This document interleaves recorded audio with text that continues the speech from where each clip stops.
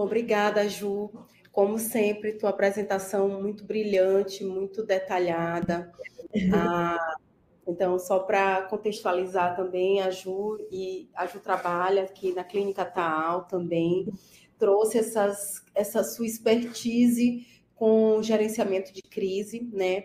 Já que aqui na Taal Mais a gente tem essa clínica cuja proposta é fazer intervenções baseadas em ABA para adolescentes e adultos, né, neurodiversos. E aí, Ju, quando a gente pensa nessa população, né, a gente está falando de neurodivergências e o público-alvo que a gente atende aqui são pacientes autistas, né? E a gente atende pacientes autistas de todos os níveis de suporte, né? Nível 1, 2 e 3 de suporte. E aí é interessante a gente pensar, e a gente tem discutido muito isso, e aí eu queria até que tu falasse um pouco sobre isso também, que o quanto que não existe uma correlação, né, em relação a tipo de nível de suporte e se vai ser preditor de crises e que tipo de crises, né, comportamentais. É interessante a gente pensar nisso, porque às vezes a pessoa diz assim, não, mas eu só intervenho com TEA nível 1, né? Então, não vai emitir uma crise que chega a esses 7 níveis, né? Ou então, não, quem emite esse tipo de crises mais severas são pacientes de nível 3. E pela nossa prática, a gente tem visto que não é bem assim. Não. Né?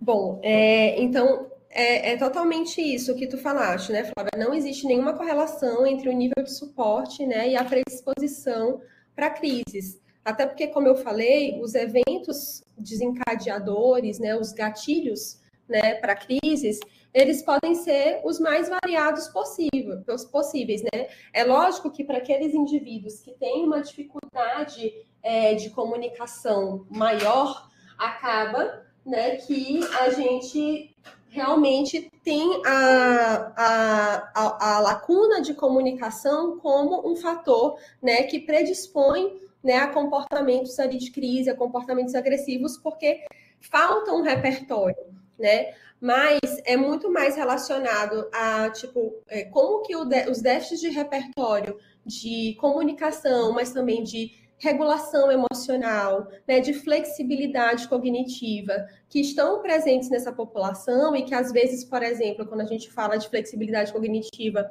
é uma das coisas que é muito característico da população com nível 1 de suporte, né? Uma baixa flexibilidade cognitiva. Então, tem vários fatores de risco relacionados, geralmente, a déficits de repertórios importantes, que vão estar relacionados com a predisposição a apresentar crises. Mas, de forma nenhuma, o nível de suporte está relacionado a isso. Inclusive, às vezes, as crises em pessoas nível 1 de suporte, elas podem ser até mais intensas, porque esse indivíduo, ele tem um repertório já maior, né? Então, assim, durante a crise, esse repertório também vai ser mais variado, né? Durante a crise, esse repertório também vai estar sujeito a uma maior variação ali de comportamentos. Então, podem ser, inclusive, crises até mais intensas e mais graves do que um indivíduo com nível 3 de suporte, né? Que não tem um repertório tão amplo. Boa. E às vezes os gatilhos são mais variados, né? Então, sofre influência de vários fatores muito diferentes. E aí a importância, né, Ju, que tu falou bem no comecinho da tua apresentação, né? A gente precisa fazer essa avaliação individualizada dos nossos pacientes, né? Então, a gente precisa entender que a peculiaridade de que cada um vai estar sofrendo influências de antecedentes diferentes, né? Tem fatores que podem desencadear a crise, são muito diferentes.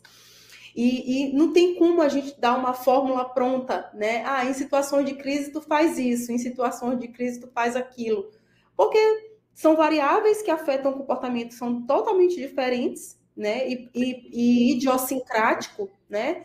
Então, o que afeta o comportamento de um dos nossos pacientes não é a mesma coisa que afeta o comportamento de outro.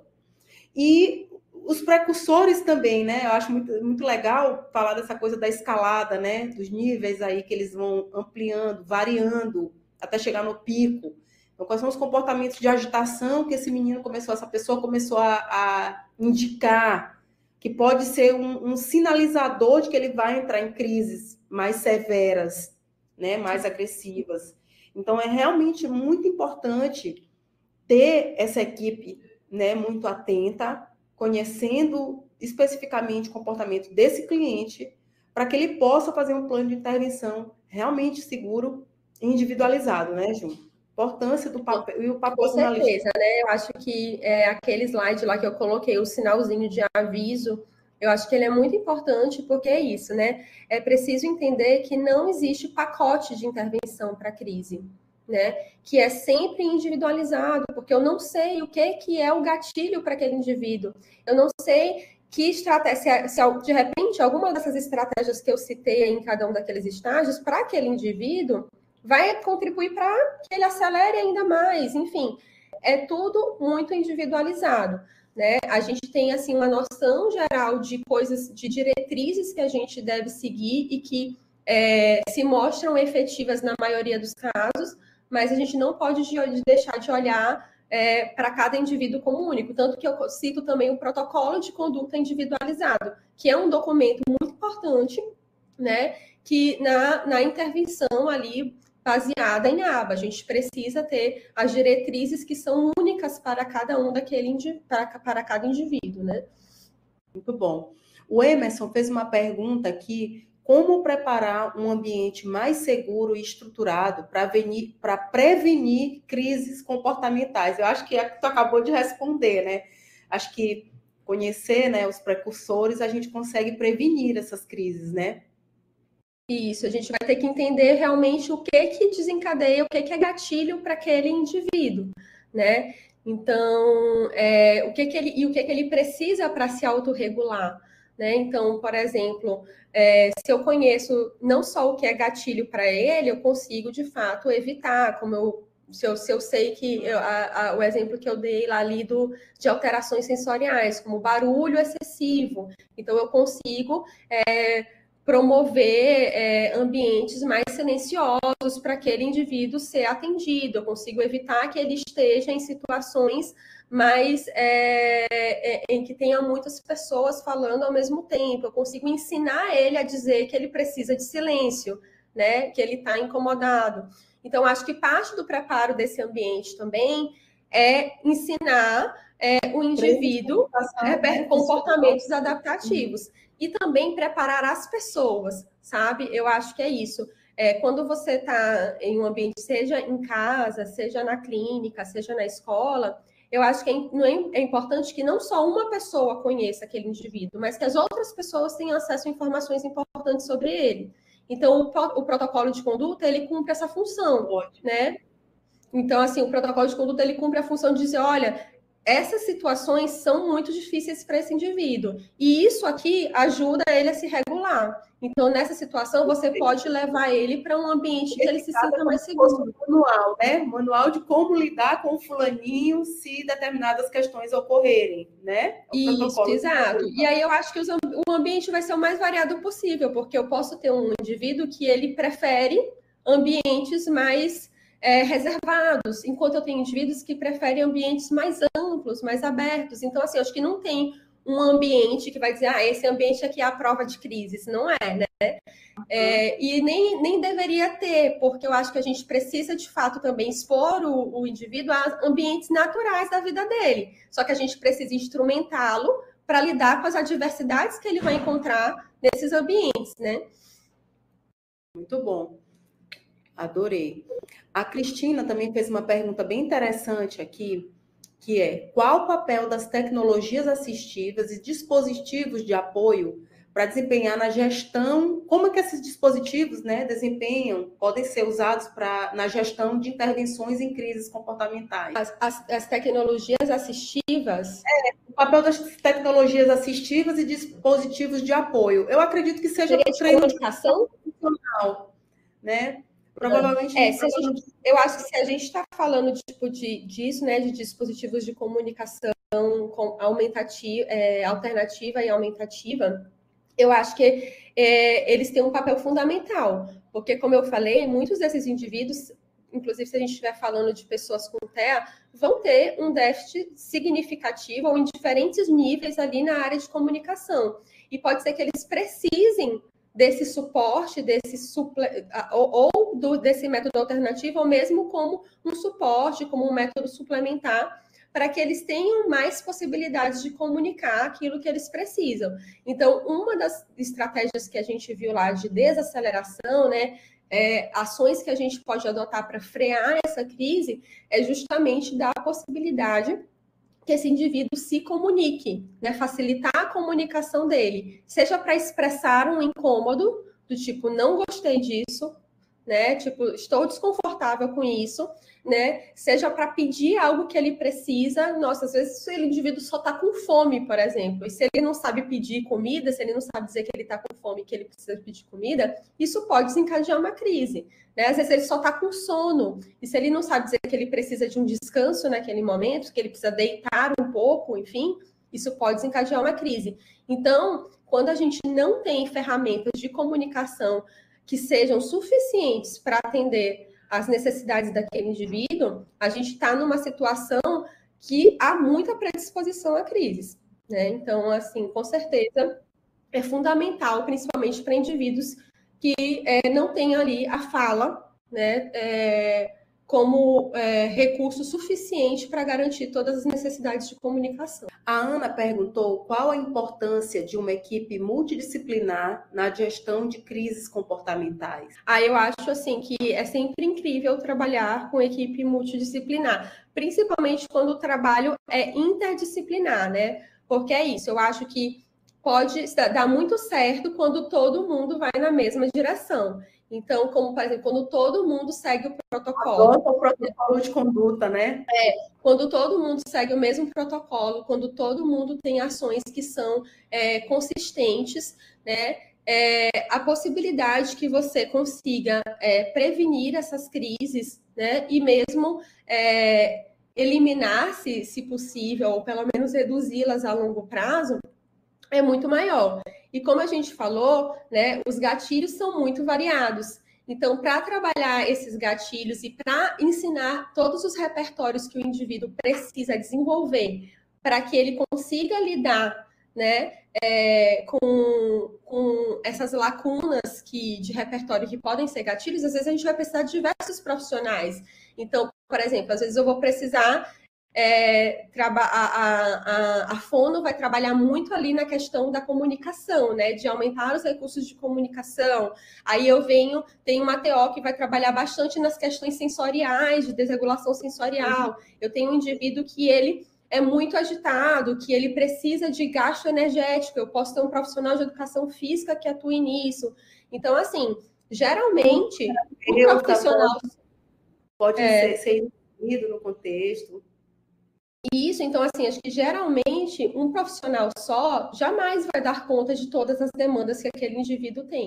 Então, com certeza, a importância da equipe multidisciplinar é de desenvolver todos os repertórios que aquele indivíduo precisa para ter, né, uma qualidade de vida melhor e para ter comportamentos mais adaptativos. Na prática, a gente tem visto a importância dessa equipe multidisciplinar, né, para intervenção, ensino de habilidades, redução de comportamentos e problemas, né, porque a gente pega, né, e absorve muitas estratégias que é da integração sensorial, né, e a gente traz para as sessões aba, né, incorpora isso nas sessões para que esse indivíduo permaneça mais calmo, permaneça mais engajado. Então, realmente é fundamental. Não existe um trabalho bem sucedido se não tiver essa integração dessa equipe multidisciplinar, né, Ju? Olha, a Catarina quer saber como, inclusive eu acho que a gente até respondeu, mas eu acho que vale a pena falar, né? Como a comunicação alternativa pode ser utilizada para acalmar uma pessoa durante uma crise comportamental? Como o quê? Desculpa, não entendi. Como que a comunicação alternativa pode ser utilizada para acalmar uma pessoa durante a crise comportamental? Entendi. Agora eu estou acompanhando aqui pelo chat. Mas então, como eu falei, né, a comunicação alternativa, ela vai ser muitas vezes o recurso que o indivíduo vai ter para poder comunicar uma necessidade, né? Às vezes um gatilho é justamente a dificuldade que ele está tendo de se comunicar, né? Ou então a tentativa de comunicação que não foi bem sucedida. Então, a comunicação alternativa, ela aparece como importante desde a prevenção da crise, porque se ele consegue comunicar aquilo que ele precisa, talvez ele nem chegue a entrar em crise, e nos estágios ali iniciais, como de agitação e até mesmo da aceleração, algumas das alternativas são você utilizar recursos de comunicação alternativa para facilitar a comunicação daquele indivíduo, para facilitar, por exemplo, um pedido de intervalo, para facilitar um pedido para sair daquele ambiente, para facilitar um pedido para ele dizer o que ele quer naquele momento, para que você possa, então, fazer um combinado com ele, né? Ou atender ao pedido dele, se for possível.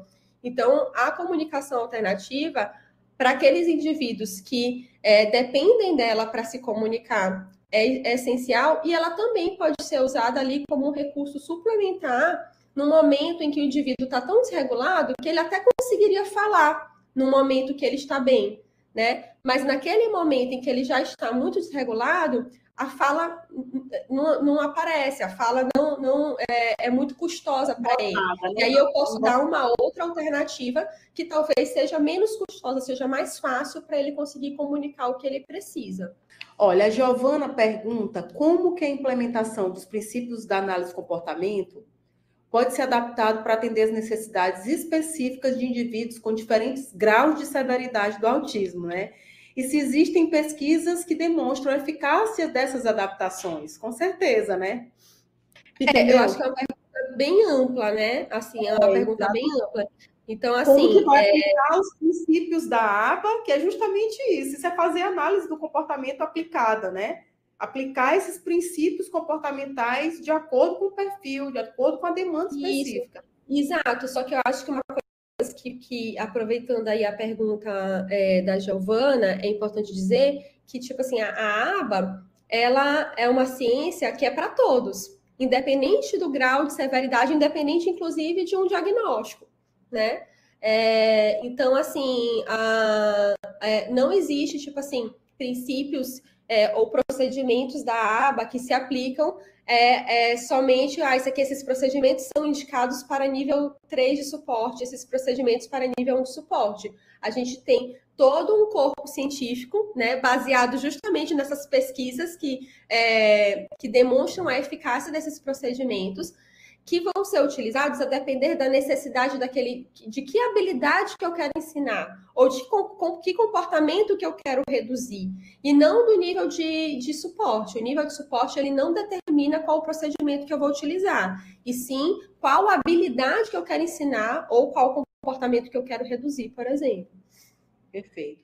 E sim, existem muitas pesquisas que têm sobre ensino de habilidades ou redução de comportamentos problemas, reforço diferencial, enfim, várias estratégias, muitos, é abundante demais, né?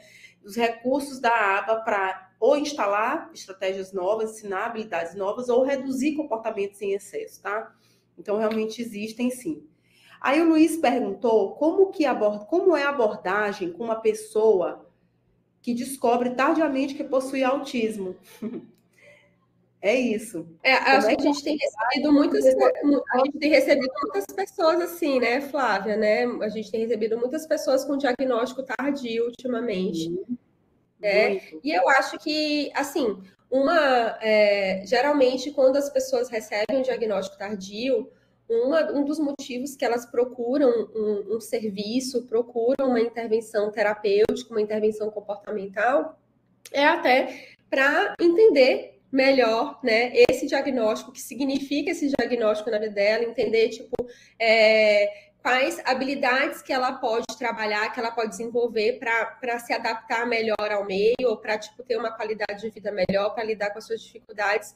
Eu acho, novamente, que vai ser muito individual, mas eu vejo que muitas vezes um dos objetivos terapêuticos vai ser justamente o entendimento, né, desse diagnóstico, às vezes a aceitação desse diagnóstico, que pode não ser tão fácil para algumas pessoas às vezes é um alívio, para outras é difícil de aceitar, então por isso que é sempre muito individual, mas eu acho que parte muito da demanda que aquela pessoa traz para a gente, né? A Nádia fez uma pergunta, que papel a formação contínua dos envolvidos no processo de intervenção pais, terapeutas, desempenha na eficácia do programa ABA? E quais são os métodos recomendados para assegurar que todos os participantes estejam alinhados com as práticas da ABA? Entra naquela coisa da dimensão, né? Dimensão tecnológica da ABA, né? Isso, eu acho assim, em relação à formação contínua, é um dos requisitos, né, para que você atue como analista do comportamento. A ABA é uma ciência que está em constante evolução, então a gente precisa estar se atualizando junto com ela, né? Eu até dei um exemplo, né, tipo assim, que talvez há muitos anos atrás uma máxima que fosse associada à aba é o demanda dada é demanda cumprida, que é uma coisa que hoje em dia a gente acho que abominaria, né? Falar dentro da análise do comportamento. Uma coisa de extinção de fuga, né? Adotava-se a extinção. Então, assim, quando a aba, como qualquer outra ciência, quando ela surgiu, ela tinha um leque muito menor de procedimentos que tinham sido demonstrados como eficazes. Hoje a gente tem um leque muito maior. A gente tem muito mais opções de procedimentos demonstrados através de pesquisas científicas como eficazes e a gente pode...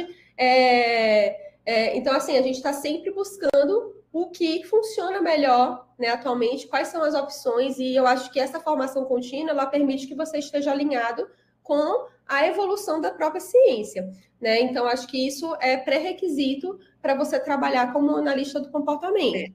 Até para você, e aí, né, não utilizar mais procedimentos que não são mais, que têm efeitos deletérios a longo prazo, que não estão mais sendo utilizados. Existem novas tecnologias de intervenção mais compassivas. Então, por que eu vou adotar procedimentos intrusivos, né, ou mais traumáticos? Então, isso, talvez antigamente não tinha uma opção melhor. Hoje existem opções melhores. Então, quando a gente tem opções melhores, a gente vai optar por elas, obviamente. E você só sabe disso se você se mantiver estudando e mantiver a sua formação continuada. Então, realmente, isso é pré-requisito para uma intervenção de qualidade. Aí ela pergunta também quais os métodos recomendados para assegurar que todos os participantes estejam alinhados com a prática ABA. Então, acho que é treinamento contínuo, né? Então, treinamento supervisão, né, Ju? Isso faz supervisão. O supervisor é esse, né? Então, a gente tem falado muito sobre essa questão de que não dá para dispensar o supervisor da equipe ABA, né? Que isso tem sido muito trabalhado, isso tem sido muito ventilado, essa discussão, né? Quais são os requisitos para ser esse supervisor, né? Quem pode ser esse supervisor? Então, é isso. Tipo, uma das coisas, por exemplo, é essa educação continuada. Então, a gente ainda não tem uma regulamentação da profissão do analista do comportamento no Brasil, mas os órgãos de certificação que a gente tem disponíveis, que fornecem certificações internacionais, e agora a gente tem uma certificação nacional, todos exigem educação continuada, né? Porque isso é realmente imprescindível aí para a prestação de um serviço de qualidade. Ju, a última pergunta que tem aqui, que inclusive coincide com uma coisa que eu estava querendo que a gente falasse. Gostei muito do ADY. Eu vejo a preocupação de cuidadores de como consequenciar comportamentos inadequados em situações de crise, né? Para não consequenciar comportamentos inadequados. Por exemplo, se a criança bateu no adulto, qual o melhor momento para falar sobre? É necessário, né? Então, assim, a gente ótima pergunta. Excelente. Eu acho que é exatamente isso, né? Tem até um dos slides eu falei, que eu acho que é no estado de aceleração. Lembre-se que esse não é o momento que você vai ensinar. Esse é o momento que você está preocupado com a segurança, com o bem-estar, com garantir a integridade física, né, das pessoas ali envolvidas. Então, porque você não vai conseguir ensinar nada naquele momento. Aquela pessoa, ela não está predisposta a aprender nada em um momento de crise. Então, não é o momento, de fato, de falar sobre aquilo. Não que você não possa falar depois, ali depois da recuperação, né, depois que você... do último estágio da crise, ou mesmo, às vezes não vai ser, e às vezes não vai ser nem no mesmo dia, às vezes você vai abordar isso em outro momento. Então, você pode, sim, falar sobre isso fora da crise. No momento da crise, isso não só não vai ser efetivo, você não vai estar conseguindo evitar, não vai estar conseguindo ensinar nenhum comportamento naquele momento, como pode ser prejudicial, como pode contribuir para intensificar o comportamento, pode contribuir para que você chegue ao pico, né, que é uma situação extremamente difícil e delicada de você lidar. Então, certamente, na hora da crise, não é o momento para falar sobre. Mas se é necessário, eu acho que sim. A depender do indivíduo, do repertório do indivíduo, você pode falar sobre. Mas talvez não seja sobre falar sobre, mas você vai tomar medidas, estratégias para lidar com aqueles comportamentos que aconteceram durante a crise, ou que com aqueles gatilhos. O que foi o gatilho? O que gerou aquela crise? Poxa, então eu tenho que trabalhar isso depois, né? Eu tenho que fazer com que ele saiba lidar melhor com esses gatilhos em situações futuras, né? Então, mas isso vai ser depois, isso não vai ser durante a crise. E é importante falar, né, Ju, assim, para ficar bem claro, que quando a gente está lidando com pacientes agressivos ou que engajam em crises agressivas uma frequência alta, acaba que o alvo de intervenção vira, a maior importância é não deixar ele escalar, né? Isso vira o nosso alvo de intervenção, é não deixar o paciente escalar ao ponto dele entrar no pico da crise. Porque, como você falou, depois que ele está lá em cima, é muito difícil descer. Ele vai emitir uma classe de respostas que, às vezes, põe ele em risco, põe outras pessoas em risco, né? E que, às vezes, você tem que fazer uma contenção física, uma restrição física mais intrusiva para impedir esse indivíduo a emitir determinados comportamentos mais graves. Então, a importância é impedir o escalonamento, a aceleração. Então, eu tenho que retirar o indivíduo na fase de gatilho, né? Na fase de gatilho, ou na fase em que eu já percebi que ele está acelerando, a gente já tira o indivíduo daquela situação. E aí, Ju, entra aquela discussão, né? Que nesse momento, por exemplo, se eu dei uma demanda, a tarefa de matemática, e essa tarefa de matemática é difícil para aquele indivíduo, ele não gosta, é sempre o gatilho de comportamento de problema quando ele olha a tarefa de matemática, né? E aí, o que ele costumava fazer? Ele costuma rasgar o material, bater nos professores, para sair daquela situação, né? Então, isso aí a gente já considera como o pior do estágio, né? Ele bateu, ele quebrou, ele começou a chorar. Eu não quero saber o que ele pode fazer além disso, né? Eu não quero que ele faça além disso, que ele varie além disso, porque quando isso começar a não dar certo, ele vai variar para outras coisas. Então, quando a gente olha assim, eu já estou olhando um paciente que costumava fazer isso, né? Então, ele tem um histórico de que ele precisou chegar nesse nível de comportamento, né? Ele variou tanto o comportamento que chegou nesse nível. Só retiravam essa droga do exercício de matemática quando ele batia em alguém ou quando ele rasgava tudo e quebrava tudo na sala de aula. Aí as pessoas diziam, não tem o que fazer, né? Vamos tirar o exercício de matemática. Ou seja, tirava de qualquer jeito, né? Então ele tinha a suspensão da demanda de qualquer maneira. Exatamente. Então, só que depois que ele já tinha emitido comportamentos super inadequados, né? Exatamente. Então, inadvertidamente, acabou se reforçando esse padrão de resposta, né? Dizer, não, você tem que chegar lá no topo do pior comportamento para a gente poder tirar a demanda. E ele vai emitir isso, né? Então, por isso que a gente vê escaladas muito rápidas, né? A gente diz assim, o indivíduo saiu do 0 para o 100 rapidinho. Mas por quê? Porque ele provavelmente aprendeu que o que funciona na história de vida dele é aquilo, é emitir aquela classe de resposta aqui em cima. Sim. Porque ele não foi atendido nos precursores. Exemplo perfeito, Flávia. E eu acho que o que as pessoas se perguntam muito nessa situação é isso. Mas então ele nunca vai fazer atividade de matemática? Eu vou simplesmente aceitar que ele não vai fazer atividade de matemática? Isso. Não se trata disso. Se trata de que se você tentar manter aquela atividade, apresentar aquela atividade naquelas mesmas condições, você não vai ser bem sucedido, porque vai chegar um momento que você não vai conseguir manter de qualquer maneira. Você tem que pensar. Você está apresentando atividade, ele não está fazendo de qualquer maneira, ele não vai aprender Ele não está aprendendo de qualquer maneira, né? Tipo assim, vamos supor que ao extremo, numa intervenção, uma conduta que seria altamente não recomendada, altamente antiética, você, sei lá, dê uma ajuda física super intrusiva para a pessoa fazer ali aquela demanda. Ela não aprendeu nada, né? quem fez foi você, né? Ela não aprendeu absolutamente nada. Então, não tem motivo, né, para que você queira manter simplesmente aquela demanda, simplesmente para não reforçar, né, o comportamento ali de fuga. Você precisa pensar, sim, em estratégias que façam com que ele queira realizar atividades de matemática. Então, você precisa modificar a forma como você apresenta a atividade, você precisa verificar se aquilo está difícil demais para ele não precisa trabalhar para requisitos antes. Então, a gente que tem que ter o trabalho de pensar isso, eu posso estar aqui para fazer com que ele queira, com que ele colabore, com que ele queira fazer, do que simplesmente vou manter de qualquer maneira, porque se eu não mantiver, eu vou estar reforçando esses comportamentos inadequados. Perfeito.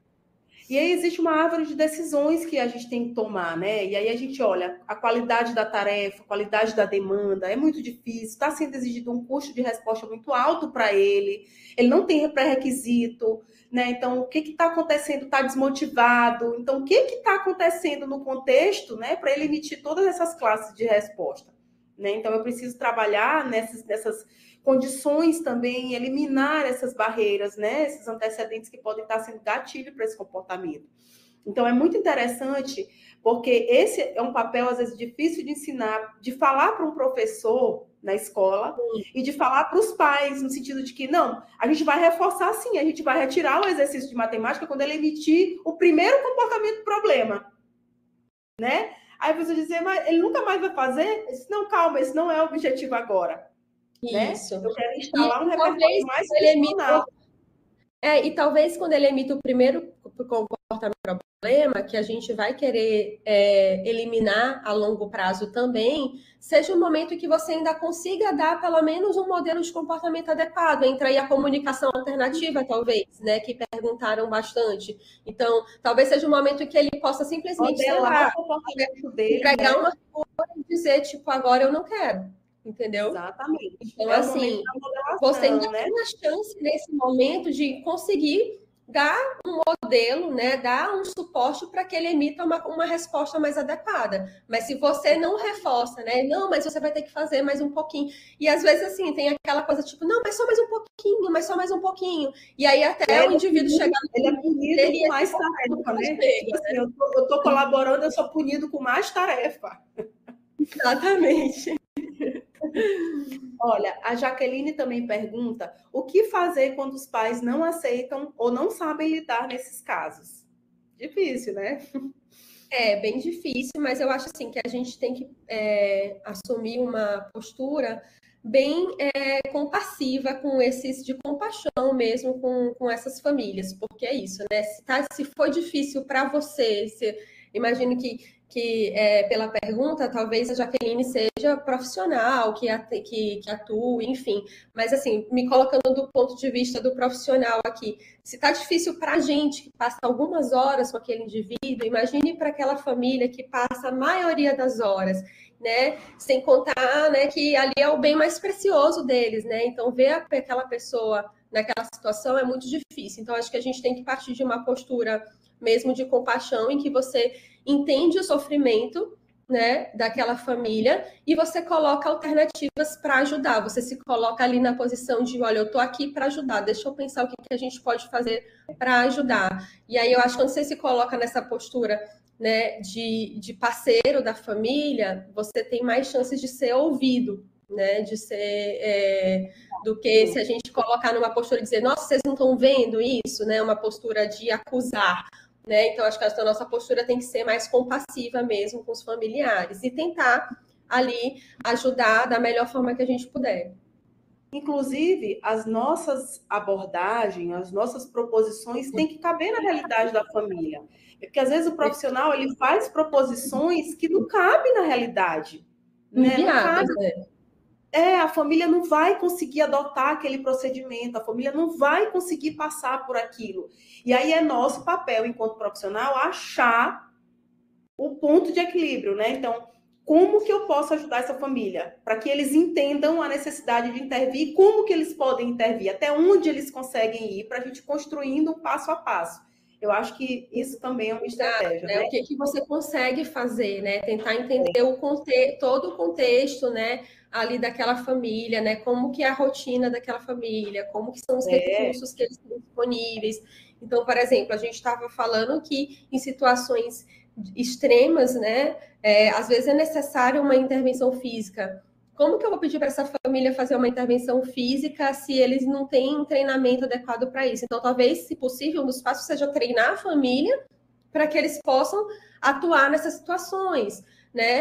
Ou dar opções como, por exemplo, nessa situação você vai ter que pedir ajuda, vai ter que pedir ajuda de uma equipe treinada, como, por exemplo, chamar o SAMU. É o que você consegue fazer nesse momento, entendeu? Então, é pensar realmente em alternativas práticas, né? Alternativas que cabem ali na realidade de cada família. E se for o caso, né, a gente tem os nossos limites, né, Jéssica, Jaqueline?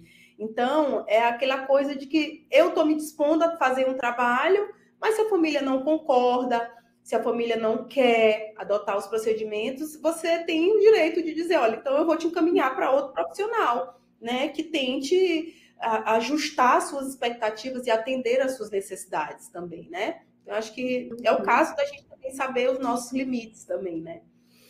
O Paulo, inclusive, eu acho que também isso já foi respondido através do protocolo de conduta, né? Mas o Paulo perguntou, né? O nosso Paulo, né? O profissional de educação física que está aqui assistindo. Então, ele falou que a maioria dos pacientes, né, tem vários profissionais que acompanham, né? A equipe multiprofissional. Se tem algum direcionamento ou documento onde todos os profissionais possam seguir nesse momento de pré, durante e pós-crise, né? Seria o protocolo de conduta, né, como a gente já falou, mas eu acho que ajuda muito também que essa equipe, esses profissionais, eles estejam se comunicando o tempo todo, estejam trabalhando de maneira integrada. Então, fazer reuniões de equipe regular, né, para alinhar procedimentos, para alinhar condutas, treinamentos de equipe, né? Então, quando a gente tem um protocolo de conduta, uma das coisas indicadas seria que tenha um treinamento da equipe para seguir aquele protocolo de conduta, né? Não só entregar o documento, mas que você treine as pessoas para que elas estejam aptas a seguir aquelas condutas ali descritas. Então, eu acho que a integração da equipe, ela é bastante importante, né? Nesse sentido de, até para conversar, essa estratégia está funcionando bem comigo, essa estratégia não está funcionando bem comigo. Olha, eu tentei isso e foi muito efetivo. Olha, vamos modificar o protocolo de conduta para que todo mundo possa adotar essa prática que foi melhor, né? Ou então, olha, ele começou a variar para esse comportamento, né? Sim, começou a medir isso aqui, fica atento, né? É muito bom. Bom, Ju, muito boa aqui nossa discussão. É um tema realmente muito relevante. O pessoal tem comentado aqui no YouTube o quanto que é um tema importante para nós profissionais, né? Nós famílias e profissionais, estarmos atentos a fazer um gerenciamento seguro, né? De crises comportamentais. Então, eu te agradeço demais pela tua disponibilidade. Envia aqui, tirar um pouco da tua tarde para compartilhar gratuitamente esse conhecimento com essa população que é variada, né? Muita gente vai assistir depois. A gente geralmente tem uma adesão no pós, né? A gente sabe que muita gente está trabalhando, não consegue entrar no ao vivo, mas fica gravado aqui, depois as pessoas acessam, tem acesso a nós aí para poder ter uma discussão mais abrangente sobre o assunto.